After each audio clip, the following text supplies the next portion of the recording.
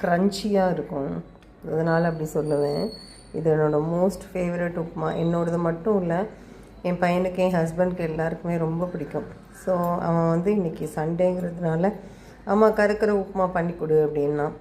ஒன்றும் இல்லைங்க, அரிசி மாவு எடுத்துகிட்டு அதில் உப்பு, நல்லெண்ணெய், அதுக்கப்புறமா கொஞ்சம் பெருங்காயப்பொடி, அதுக்கப்புறமா வந்து காரப்பொடி, இதெல்லாம் போட்டு நல்லா புளி கரைச்சி அதை தெளித்து, இல்லைன்னா மோர், புளிச்ச மோர் இருந்தால் அது கூட நீங்கள் நல்லா கையால் கரைச்சிட்டு அதை தெளித்து ஒரு சப்பாத்தி மாவு உருண்டை மாதிரி பிசைஞ்சு வச்சுக்கோங்க. அது ஒரு 10 நிமிஷம் ஊற விட்டுருங்க.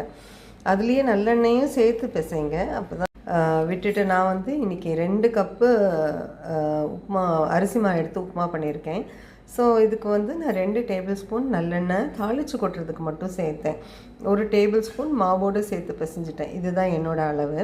அந்த 2 டேபிள் ஸ்பூன் நல்லெண்ணெய் விட்டுட்டு நல்லெண்ணெய் சூடான உடனே மோர் மிளகாய் போட்டு நல்லா வறுத்துக்கோங்க. கரெக்டாக அது வறுபட்டு முடியறதுக்கு ஒரு 2 நிமிஷம் முன்னாடி கடுகு போடுங்க. கடுகு அந்த சூட்லேயே நல்லா பொரிஞ்சிரும். அதுக்கப்புறமா கடுகு வெடித்த உடனே கொஞ்சம் உளுத்தம்பருப்பு, ஒரு பிடிச்சபடி உளுத்தம்பருப்பு, இதெல்லாம் தான் அந்த க்ரன்ச்சி டெக்ஸ்சரை இன்னும் கொஞ்சம் ஜாஸ்தியாகும். கருவேப்பிலை, இவ்வளோ தான். இதை போட்டு தாளிச்சிட்டு இந்த உருண்டை மாதிரி பண்ணி வச்சுருக்கோம்ல, சப்பாத்தி மாவு மாதிரி, இந்த அரிசி மாவு உருண்டை, அதை வந்து அதில் போட்டு நல்லா இப்படி கொத்தி கொத்தி கிளறி விடுங்க. இப்படி தேய்ச்சி கொத்தி கொத்தி கிளறி விடுங்க.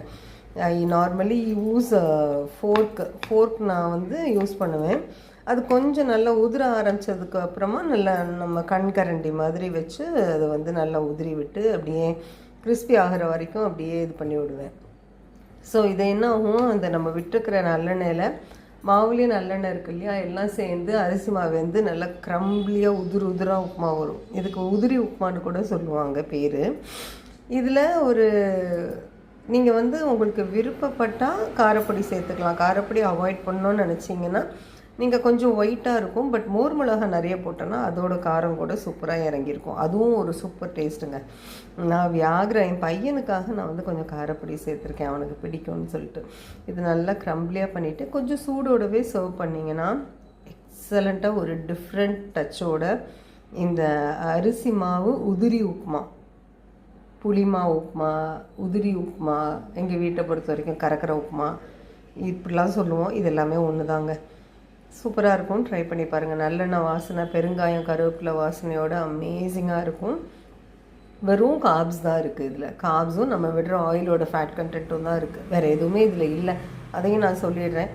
ரொம்ப ஹெல்தி பிரேக்ஃபாஸ்ட்னு சொல்ல முடியாது, but once in a while breakfast, very interesting breakfast, நல்லாயிருக்கும். ட்ரை பண்ணி பாருங்கள்.